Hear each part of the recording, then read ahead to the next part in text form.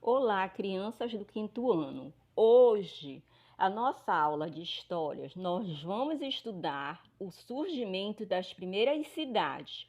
Vou começar mostrando para vocês um vídeo. A formação das primeiras cidades. Nós aprendemos na aula passada que a agricultura foi uma evolução muito grande para os primeiros povos.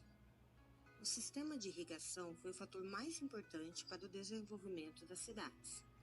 Como elas foram se formando próximas aos rios, esses eram desviados por canaletas para irrigar as plantações. Dessa maneira, as pessoas não precisavam mais se deslocar de um lugar para o outro. A população daquele local foi aumentando e a produção agrícola também, já que as pessoas precisavam se alimentar. As aldeias começaram a se unir, ficando muito grande e formando assim as cidades. Na Mesopotâmia, aconteceu o desenvolvimento das primeiras cidades como Eridu, Ur e Uruk. Essas cidades ficam entre rios, como mostra o mapa, por isso o nome Mesopotâmia. Esses eram os principais produtos daquela região: trigo, gergelim, cevada, cabrito e carneiro. Os produtos excedentes de uma família era trocado por outros produtos. Essa troca recebia o nome de escambo. Essas trocas fizeram surgir as primeiras profissões, pois as pessoas começaram a se especializar naquilo que elas faziam melhor. Com o crescimento das cidades, a família mais rica daquele local ganhava as dotações e assumia a função de proteger, organizar e construir obras públicas. Com o tempo, tudo fica tão complexo que se torna um estado. Então surge a escrita para organizar os registros, principalmente dos impostos.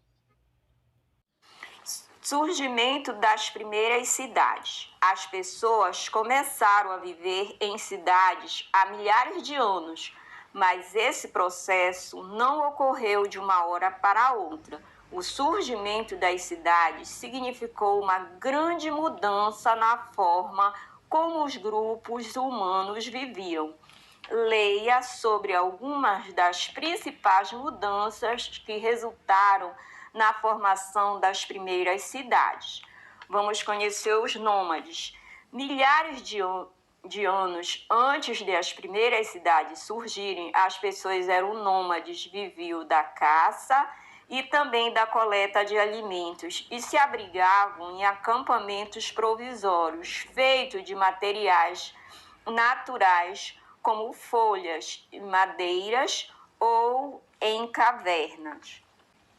Vamos conhecer os sedentários agora. Sedentários. Há cerca de 10 mil anos, alguns grupos humanos aprenderam a cultivar alimentos e, posteriormente, a domesticar animais, tornando-se agricultores e pastores. Então, existe uma grande diferença entre os nômades e os sedentários. Geralmente, esses grupos se fixavam à beira de rios para ter acesso à água, que era fundamental para a sobrevivência. Permaneciam no mesmo local por um período de tempo mais longo e constituíam moradias, tornando-se sedentários. Alguns grupos humanos sedentários começaram a formar as primeiras aldeias. As primeiras aldeias, vamos conhecê-las? Nas primeiras aldeias, as pessoas moravam em cabanas e se organizavam para dividir as tarefas necessárias para a sobrevivência do grupo. Plantavam, colhiam e criavam animais. Para armazenar os alimentos, começaram a produzir potes de cerâmica. Também iniciaram a produção dos primeiros objetos de metal. O movimento de técnicas agrícolas, como o uso do arado, proporcionou uma produção maior de alimentos, que aumentou a população das aldeias e possibilitou o armazenamento para o período de escassez, que é a falta de alimentos no caso, né? O excedente de alimentos também permitiu a ocorrência de troca entre as aldeias, originando as primeiras atividades relacionadas ao comércio, assim como o crescimento das aldeias. Iniciou-se o desenvolvimento das cidades. As primeiras sociedades humanas. As primeiras cidades surgiram há mais de 5 anos no continente asiático, na região onde atualmente se localiza o Iraque. Essas cidades se desenvolveram entre dois importantes rios, o Tigre e o Eufrates. Por isso, os gregos antigos, quanto mais tarde conheceram essas cidades, chamaram a região de Mesopotâmia, palavra que em grego significa terra entre rios. Tempos depois surgiram cidades no continente africano, à margem do rio Nilo, na atual região do Egito.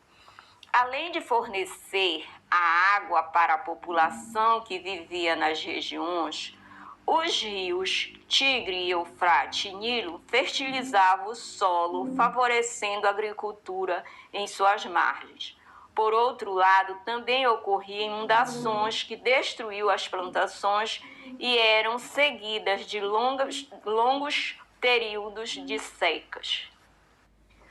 Os grandes rios que existiam nas regiões da Mesopotâmia e do Egito Antigo tinham margens muito férteis para a agricultura. Observe essas regiões representadas no mapa. Criança, prestem bem atenção nesse mapa.